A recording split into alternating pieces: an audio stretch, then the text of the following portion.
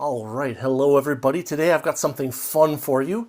As writers, we often, especially writers of fiction, we often worry about a chain of coincidences that we may create. That something that we create is such that requires such an unlikely set of events to occur in sequential order that it seems unbelievable. And yet at the same time, today I want to talk to you about one very fun little set of such coincidences that just goes to show that no matter how contrived a coincidence you might come up with in writing might be, you can probably find something in real life that's even weirder. So, without further ado, we're going to talk about the use of the song Invisible with Metal Gear Solid memes. So, have you ever seen a meme like this? We'll play a couple seconds here. So what we have is we have a meme or just a video that's part of a meme or something like that that combines two elements. One, footage from Metal Gear Solid 5, The Phantom Pain, and two, the song Invisible by Duran Duran. Now, this meme, this video, this combination shows just how strange coincidences in real life can be because despite the fact that this song is not in Metal Gear Solid 5 or in any Metal Gear Solid or Metal Gear game at all, it still is incredibly plausible, and so much so that an average person who's played but not like exhaustively played Metal Gear 5 might say, "Oh yeah, that song might be in there," and here's why.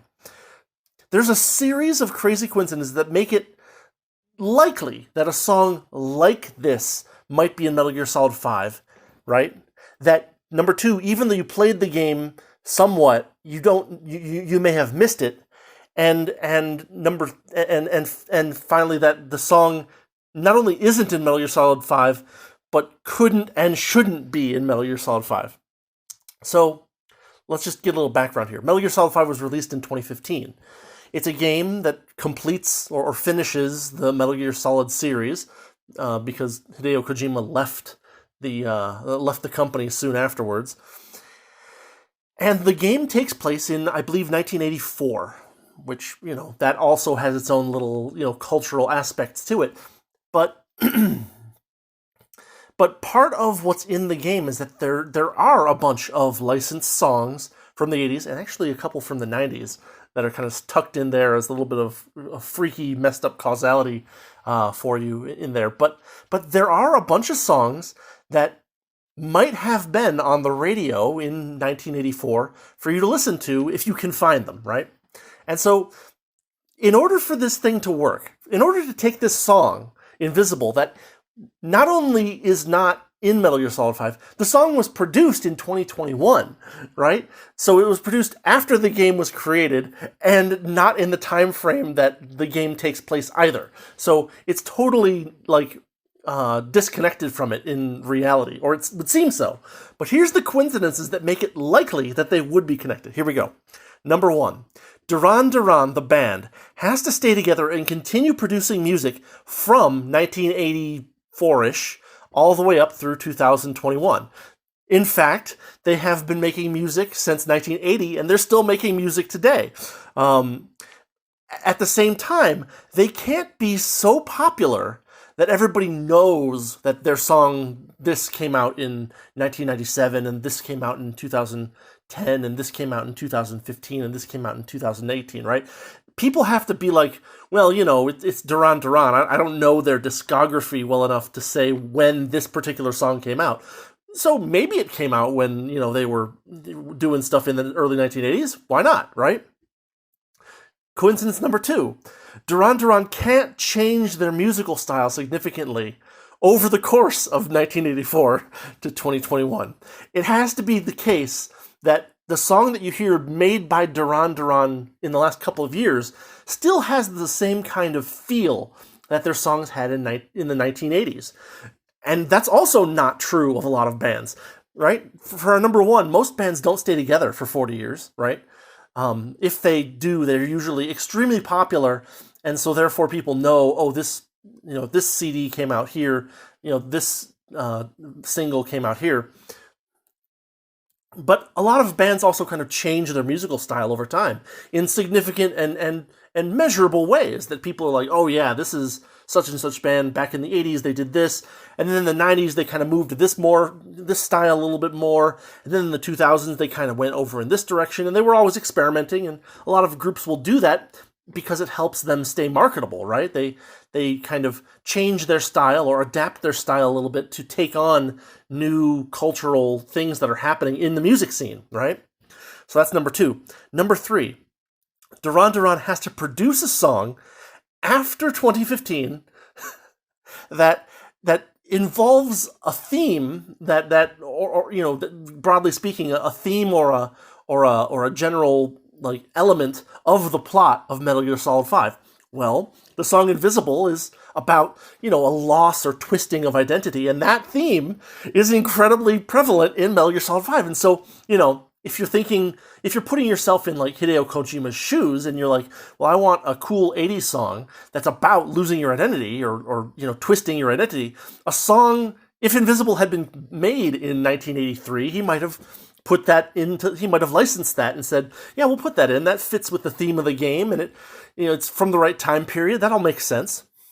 And so not only does Duran Duran have to keep making similar music from the 1980s, but they also have to make a song with a specific theme in mind that meshes well with Metal Gear Solid 5 in the present day. And that's not common either, right? Like, sure, songs about like lost or missing identity are pretty common. Probably there's a million songs you can find if you went hunting for them that could be said to have that theme. But at the same time, I don't know. It's just funny that they would make that song now, that it would have that theme to it, and that it would have that theme if they had written it in the early 80s is also plausible, right? That's another weird coincidence. Number 4. This is a real kicker, because one of the coincidences that has to happen is that the 80s songs that were licensed for Metal Gear Solid 5 can't be on full display for the most part. They have to be hidden.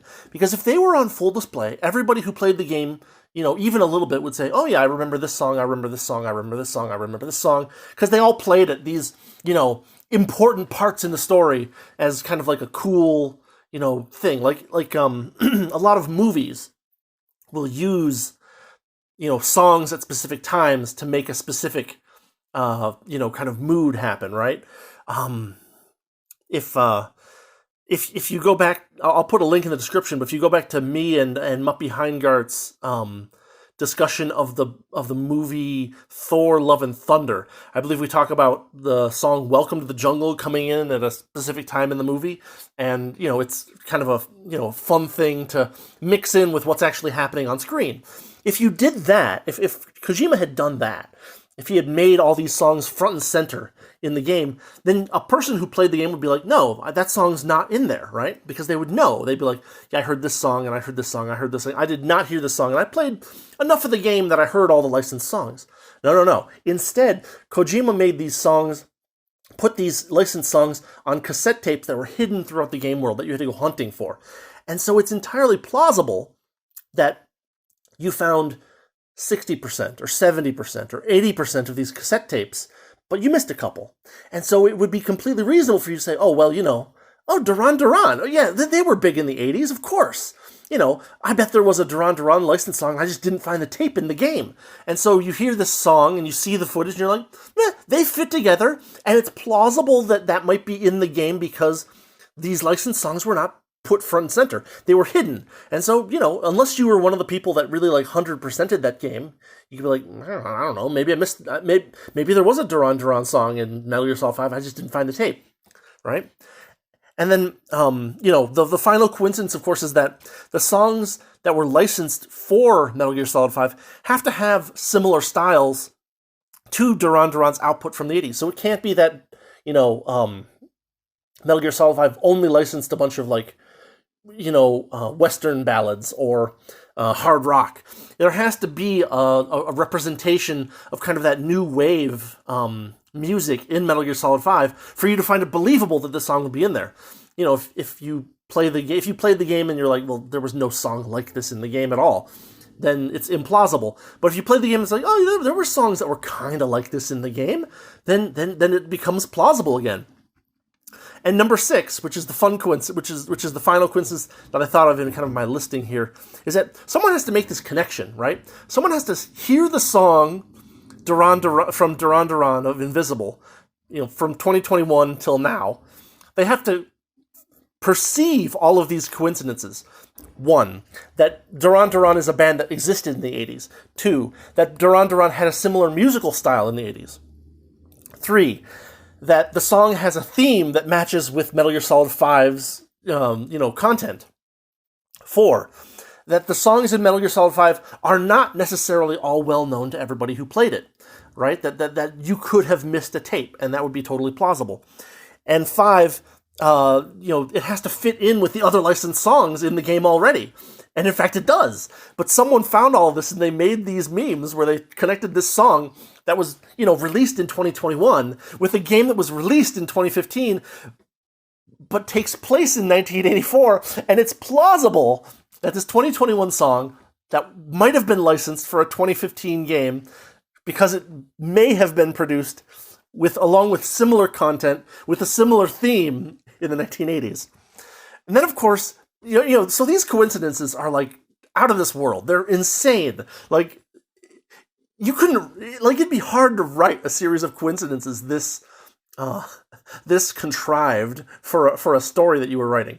And so, if you're ever writing a story and someone says to you, oh, this part here is so contrived, send them here and tell them, like, this is a thing that happened in real life, and it is more contrived than the thing that I wrote in my story. And I hope that you will find a little bit of support here from me for like yes, it's contrived. It's not as contrived as this actual thing that really happened.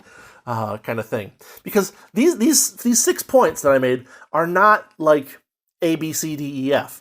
They're like A, and then 20 years passes, and then B, and then 20 more years passes, and C, and then like 2 things that were made independently by different people who had no knowledge of each other have the same theme, and they come out at the right timing order for it to make sense that they would fit together, but for them to not be connected in any real way. Stuff like that. It's not just that there's these coincidences, because just numbering coincidences isn't necessarily the whole thing. It's the unlikelihood of all of these coincidences that makes them really strange. And then, just as my final word here, there are some things about this meme that make it even better, right? Because, number one, just 2 points here, basically. One of them is kind of a multi-point, but we'll get through. Point number 1 is that Duran Duran, as far as I know, is largely unrelated to Metal Gear Solid. The people who are in the band have not ever featured themselves playing the game as any of the games, as far as I know. None of their music is actually in any of the games. It's not like they have some kind of like close relationship with Kojima or something like that, where like, oh yeah, I know these British new wave artists and I really like their stuff, and so I want to put their stuff sporadically throughout the series. They've never had anything to do with it, as far as we know, except that it would be likely that that one of their 80 songs might have been licensed for the game, right? But the other thing, and here's the multi-point, is that Kojima himself is famous for these kinds of like meme content or bait and switch things, right? Like, we have Metal Gear Solid 2, maybe one of the most infamous bait and switches in all of gaming, right? You start the game, all of the pre-game like advertising shows you playing as Solid Snake. You're playing as Solid Snake. You start the game, you're playing as Solid Snake. You play for Solid Snake for about an hour, maybe a little longer, depending on how fast you beat the tanker. But then you get thrown into the shoes of this other character who had been completely not even like mentioned in any of the ad campaign, stuff up to release. And you're like, well, who's this guy? Why am I not playing as Snake anymore? This is one of the most infamous bait and switches that ever happened in video games, right? Because people have been bait and switched in games before, but this is one of the ones where they took your desire to play a continuation of a certain character's story, a character that everybody loved, right? Like everybody, like Metal Gear Solid, the first one. There was an ad campaign for it on TV where it was like, this is the reason to own a PlayStation, right? And in fact, it was one of the first games I got when I finally bought a PlayStation. And And everybody loved that story. It was fun and freaky and bizarre and filled with all kinds of crazy nonsense. But like the character of Solid Snake was an interesting character, and you like wanted to see where he was going next. And so you get into Metal Gear Solid 2, and you're like, cool, we get to see Solid Snake's next adventure, and then you get this short little thing, and then it just ends. And you're like, and then you get thrown into the shoes of a different character that you don't know about. Most people didn't like at the time, especially, partly because they were getting thrown into these shoes of a character they didn't know, but also because Raiden was not nearly as cool as Solid Snake. So like that's why this particular bait and switch was especially infamous, right? Is because it made people buy a game where 70% or 80% of the content was with a character they didn't care about, right? And there wasn't a really good job done in making you care about Raiden. He kind of ended up sounding, kind of infamously whiny and unrelatable throughout the whole game. So, that's one of these bait and switches. In the original Metal Gear Solid, we have the PAL key plot twist, right? Where, not to spoil too much, but you get this PAL key and there's a series of plot twists, but the one at the very end is the one that is like, oh crap, I did something I didn't mean to do, kind of thing, and that's a really fun plot twist in that game that I think a lot of people really liked. It's another famous Kojima bait and switch. We have constant, throughout the series, we have constant double crosses, triple crosses. Everybody is making themselves out to be either a friend or an enemy to someone else, and then turning on them, whether turning enemy or turning friend at the exact time that it's needed, kind of thing. There's a lot of characters who show themselves off as good guys becoming bad guys becoming good guys. It's kind of a constant thing throughout the series. And then for MGS5 itself, there was actually a huge ratcheting up of this kind of like memeing bait and switch things. There was a whole, if you're not into the series, you might not know about this. But if you played Metal Gear Solid 5, you probably are aware of this. Before the game came out, there was an elaborate bait and switch setup where Kojima created a dummy corporation called Moby Dick Studio, and they ran like a teaser trailer for something else that was actually a teaser trailer for Metal Gear Solid 5, but they didn't say that anywhere in it. They left a couple of hints, but like the initial like surface level interpretation is that this was a different studio, different game, some kind of stealth action game not related to Kojima, because Kojima wasn't even the ostensible head of this Moby Dick studio. There was some Swedish guy that they got to stand in this is totally some random guy. And so this whole ad campaign was a massive fake out, but kind of in a good way, where you're like, oh, what's this new property? I have no idea what this is. What's that burning whale in the sky, right? And then, it all kind of comes back together and becomes, people figure out, oh, no, this looks like it might be a thing for Metal Gear Solid 5. It looks like they're going to do this. It looks like they're going to do that. And so it brought up a lot of, hype at the time, but it also was a giant bait and switch. And then, of course, without spoiling it, there's a big fake out at the end of Metal Gear Solid 5 itself regarding a certain major character and their identity. And again, this is one of those themes that just clicks in with this Duran Duran song from 2021 so well that it makes it believable that these things would be connected in real life. Or it's part of a series of things that make it so that it'd be even possible for them to be connected in real life, and yet they're not. And yet they are now because someone made the connection. I don't know. Someone sent me this, and I was like, oh yeah, I mean, I didn't think too much about it at the time. I was like, this is whatever. This, here's a song and some footage from Metal Gear Solid 5. It seems like it kind of fits together to me. And so, I kind of didn't really think about it. And they're like, but that song is not in Metal Gear Solid 5. I'm like, really?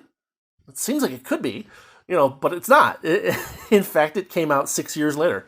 And so, it's fun. It's a fun thing to kind of gaslight your friends with a little bit, as a little bit of a joke here. But when you actually start to think about the number of coincidences that had to happen for this to work, it's actually quite bizarre. Kind of like one of those like truth is stranger than fiction moments.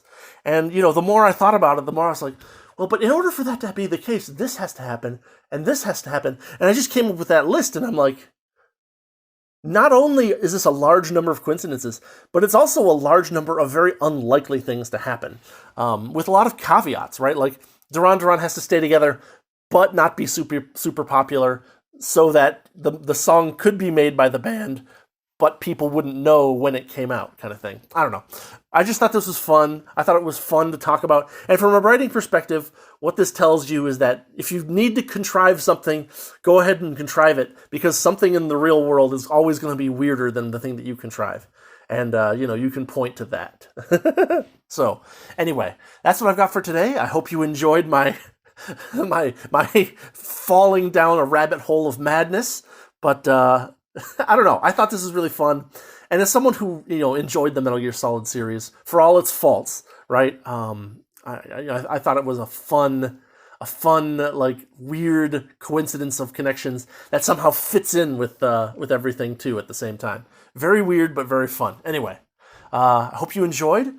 If you like what I'm doing with the channel, you know what to do. Otherwise, I will say, have a good day, have a good week, and I'm going to try to do a review of Gray Lensman later this week, and that'll probably be it for this week. As far as videos go, I just finished what I think might be my second to last edit of chapter 15 of the novel, and it's gotten to the point where I'm actually really happy with it. Like, in the sense that I find myself,